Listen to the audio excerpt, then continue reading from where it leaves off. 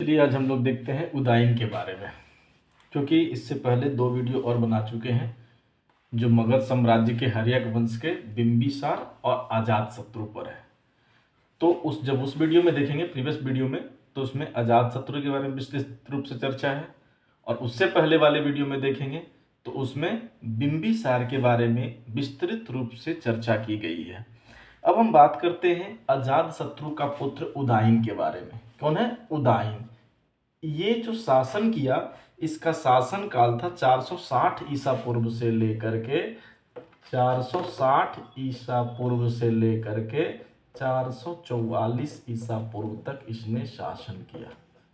ठीक है ना? 460 से 444 ईसा पूर्व। सबको पता है यह किसका पुत्र है? अजातशत्रु का। अजात शत्रु का यह पुत्र है। क्लियर? क्योंकि इसने ही, अजातशत्रु ने ही, इसमें कई भेद भी है। कुछ जो उस समय के 2 प्रख्यात धर्म थे, जैन धर्म और बौद्ध धर्म। तो बौद्ध धर्म के अनुसार जो है उदाइन ने, जैसे बौद्ध धर्म के अनुसार, बौद्ध धर्म के अनुसार उदाइन को पितृहंता कहा गया है। अनुसार उसे पितृहंता कहा गया है। पितृहंता, पितृहंता कहा गया है। ठीक है ना? किसके अनुसार से?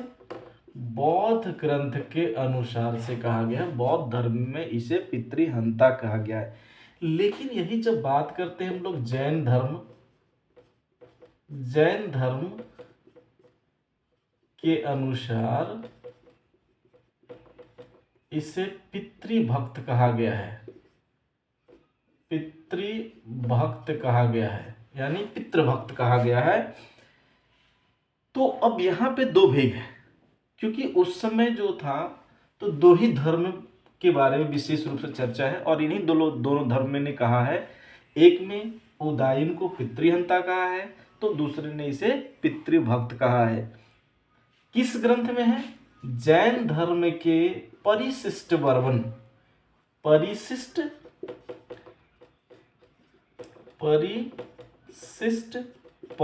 में इसका वर्णन है।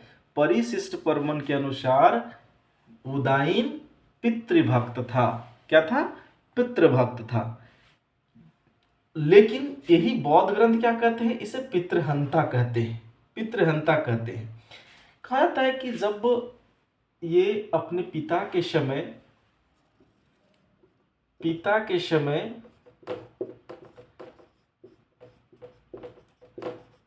समय ये चंपा का वायसराय था।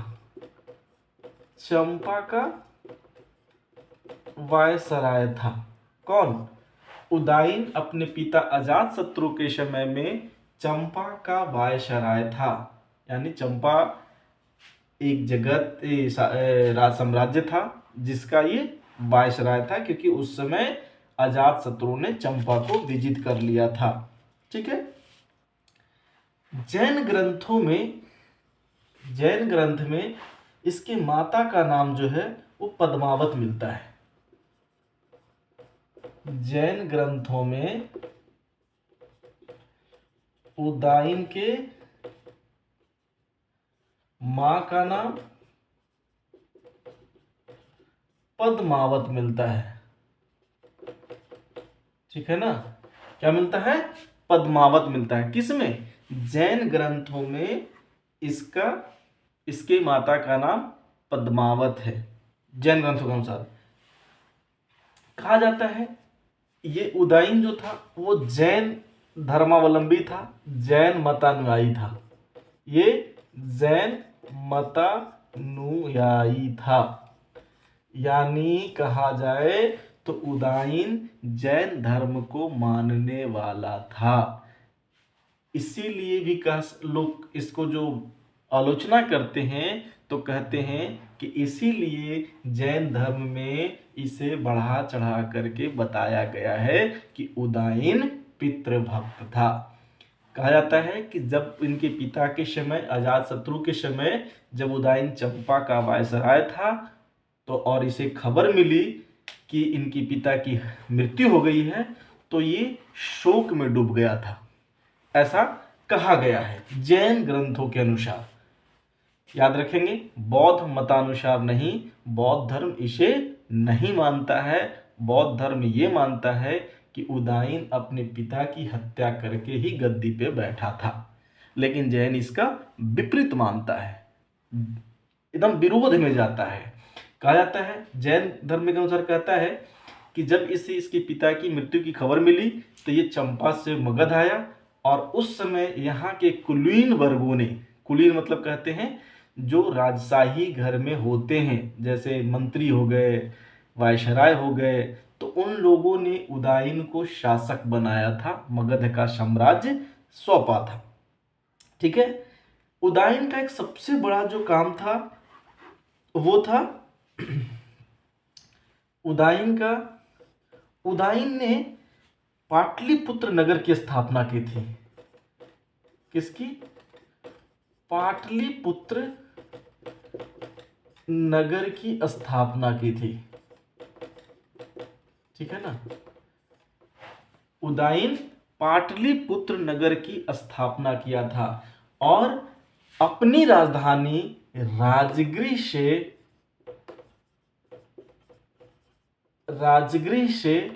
पाटलिपुत्र स्थानांतरित कर दिया था।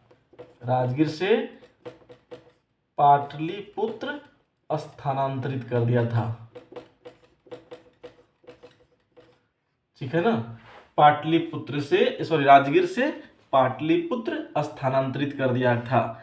तो अगर ये प्रश्न आता है कि पाटलिपुत्र नगर की स्थापना किसने किया था या किस शासक ने पाटलिपुत्र नगर की स्थापना की, तो उसका आंसर होगा उदायन। उदायन ने पाटलिपुत्र नगर की स्थापना किया था और ये अपनी राजधानी को राजगीर से पाटलिपुत्र स्थानांतरित किया था। ठीक है। पाटलिपुत्र जो था वो कहाँ है? तो गंगा और सोन के संगम पे है। गंगा और सोन के संगम पे है। अब ये प्रश्न उठता है, अगर इसे डिटेल्स हम लोग जानने की कोशिश करेंगे तो इसमें ये प्रश्न उठता है कि अगर एक जगह राजगीर में ही अगर राजधानी थी बनी हुई, तो नई राजधानी पाटलिपुत्र बनाने की क्या आवश्यकता पड़ी? क्लियर? तो इसका सबसे सहज आंसर ये हो सकता है, अगर कभी भी कह सकता है, कभी अगर मेंस का प्रश्न आता हो तो इस तरह से ही पूछा जा सकता है कि उदायन का जो दूरदर्शिता बताएं कि उसने राजगीर से पाटलिपुत्र अपनी नगर की स्थापना क्यों किया, तो सबसे पहला जो उसका होगा वो गंगा और सोन के द्वाब पे स्थित था। तो गंगा और सोन का द्वाब का मतलब समझ गए होंगे कि जल संसाधन और जल साधन। जल साधन क्या हो सकता है? यानी व्यापार के लिए जल मार्ग का प्रयोग सबसे मुख्य हो सकता है, क्योंकि आर्थिक साधनों को यहाँ से वहाँ ले जाने लाने के लिए जल मार्ग का प्रयोग किया जाता था, तो जल के नजदीक अवस्थित था। दूसरा कि इसके पिता यानी अजातशत्रु द्वारा जो था वो जीता गया क्षेत्र था, क्योंकि उस समय मगध की जो एरिया था, मगध का जो विस्तार था वो हिमालय तक हो चुका था, हिमालय की तराई तक हो चुका था, तराई तक फैल चुका था। तो जब हिमालय की तराई तक फैल चुका था और राजधानी अगर ये कहाँ थी? राजगीर थी, तो वहां से इसे मैनेज करना असंभव लग रहा था। तो ये दो कारण हो गया। तीसरा कहा जाता है कि जब हम लोग ये अजातशत्रु के समय पढ़े हैं, जिसमें पिछले वीडियो में आपको बताया गया है कि अजातशत्रु के समय में क्या था कि गंगा के किनारे जो थी रत्नों की खान थी, जिस पे लिच्छवियों का अधिकार हो रहा था। लिच्छवी ने अपना अधिकार जता रहे थे, जिसको लेकर के अजातशत्रु ने युद्ध किया था। तो सबसे पहला क्या था कि जब अगर हम इस तरह की संसाधन की बात कर रहे हैं तो उस संसाधन पे हक किसका था? उदाइन का होना चाहिए, यानी मगध का भी होना चाहिए। इसलिए उस संसाधन को सुरक्षित करने के लिए भी उदाइन का यह जो पाटलिपुत्र नगर की स्थापना कर राजधानी को पाटलिपुत्र स्थानांतरित करना एक उत्तम कार्य माना जाता है। क्लियर? तो इन सब साधनों को लेकर के उसने पाटलिपुत्र में अपनी राजधानी को स्थानांतरित कर दिया। अब है जैन ग्रंथों के अनुसार ही पता चलता है कि जैन ग्रंथ के अनुसार इसने क्या किया था उदयन ने कि नगर के बीचों बीच, नगर के मध्य में ये चैत्यगृह का निर्माण किया था। चैत्यगृह का निर्माण किया था। चैत्यगृह का निर्माण करवाया था जैनों के लिए। चैत्यगृह का निर्माण ये राजधानी के मध्य में करवाया था। ये किसके अनुसार? जैन ग्रंथों के अनुसार ही है।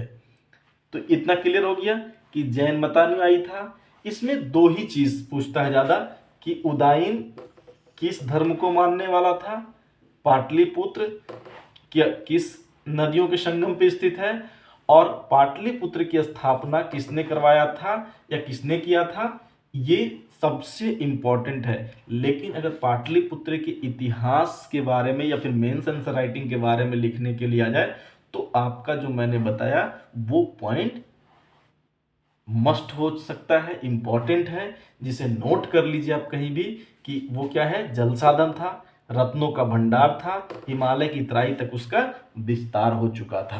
क्लियर? अब है कि उदयन के बाद, यानी उदाइन के बाद क्या है?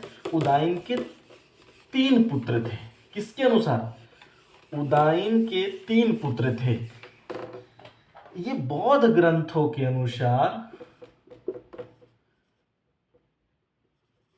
बौद्ध ग्रंथों के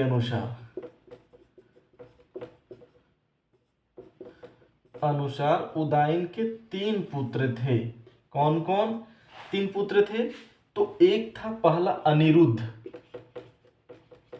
अनिरुद्ध पहला पुत्र का नाम था अनिरुद्ध। दूसरा था मुंडक। मुंडक। और तीसरा इसका जो पुत्र था वो था नागदशक। कौन था? नागदशक। तो नागदशक की बात जब कर रहे हैं तो ये नागदशक को कहा जाता है कि हर्यक वंश का अंतिम शासक यही था। अंतिम शासक। अब ये एक प्रश्न पूछता है एग्जामिनेशन में, ये वनडे एग्जामिनेशन में ये एक प्रश्न पूछाता है कि हर्यक वंश का अंतिम शासक कौन था। इस बार 17वीं पीएससी में भी एक प्रश्न पूछा था हर्यक वंश से कि हर्यक वंश की स्थापना किसने किया था। तो हर्यक वंश की स्थापना किसने किया था? बिंबिसार ने किया था। याद रखेंगे, हर्यक वंश की स्थापना बिंबिसार ने किया था।